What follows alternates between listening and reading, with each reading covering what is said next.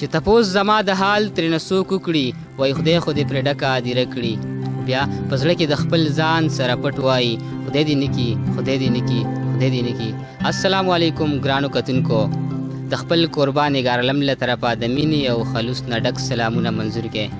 ګرانو کتونکو، یو ځل بیا د هریچن ټي وي پروګرام نوې سحر تاسو ته وړاندې کوي. د ملګرو په غوښتنه باندې یو ځل مونږ بیا راغلي یو د قدیرګل جلبل صاحب خواته. د هغوی غوښتنه ده چې د قدیرګل جلبل صاحب نه یو څو شعرونه یو څو غزلې نورې هم ریکارډ کړي. نو راځئ چې ورشو د هغوی طرف ته او د هغوی نه یو څو غزلې واورو. السلام علیکم جلبل صاحب. وعلیکم سلام. څنګه خیر دی جی؟ امن دی بالکل. تاسو ښه یې جی؟ الحمدلله. جلبل صاحب د ملګرو ډېره زیاته غوښتنه وه، ډېره زورنه وه چې حاجي صاحب له تاسو بیا ورشئ، ستاسو غزلې ستاسو نظمونه هغوی ډېر زیات خوښ کړي وو. نو مونږ وی چې تاسو له مو بیا تکلیف درکړو او یو څو غزلې چې کوم دي ستاسو نه مونږ واورو او ریکارډ یې کړو. نو غزلې خو ډېر ښه څیز دی او زمونږ ښه هم دی انشاءالله د لیکلو د مینې د خرڅولو نه او پښتنو دپاره لیکل غواړو چې ولیکو او د خلکو ته یې ورکړو چې دغه شي که نه. ستاسو د ادب دې خدمت ته سلام کوم جي. نو دا یو غزل دی وایي څنګه یې هېر کړم نه هېرېږي را یادېږي جانان.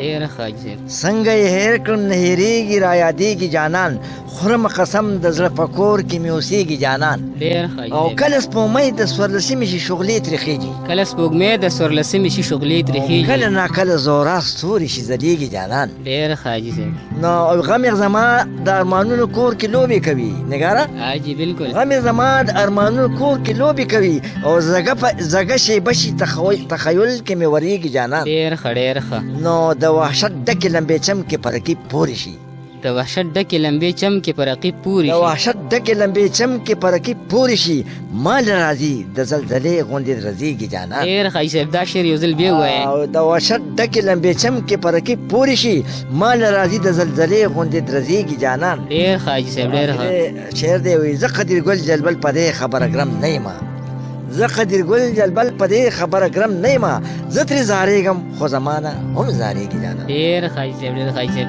حاجي صاحب بل به م راته بل وایه. غزل دی وی ربه وچیږي دا تنکۍ غوټۍ باران غواړي، ربه وچیږي دا تنکۍ غوټۍ باران غواړي، یار لیونی شه ما نه جمې کې دوتان غواړي. ډېر ښه حاجي صاحب. ډېر ښه. ربه وچیږي دا تنکۍ غوټۍ باران غواړي، یار لیونی شه ما نه جمې کې دوتان غواړي. ډېر ښه. او سوال قبول دی د الله درکز باطل نه کوم. واجده سوال قبول دی د الله درکز باطل نه کوم، دا خپل جانان به ورله ورکړم که جانان غواړي. ډېر ښه حاجي صاحب. ډېر ښه.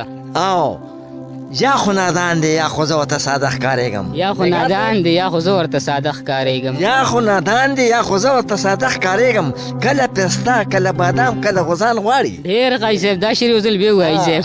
او یا خو نادان دی یا خو زه ورته ساده ښکارېږم، کله پسته کله بادام کله غوزان غواړي. ډېر ښه حاجي صاحب. نو بل شعر دی وایي خیر دی که پیغله ګرځوي نتکۍ په پوزه باندې. واجده وی خیر دی که پیغله ګرځوي نتکۍ په پوزه باندې، نو وی داسې وخت راغی بوډۍ پوزې له پیزوان غواړي. ډېر ښه حاجي صاحب. ډېر ښه.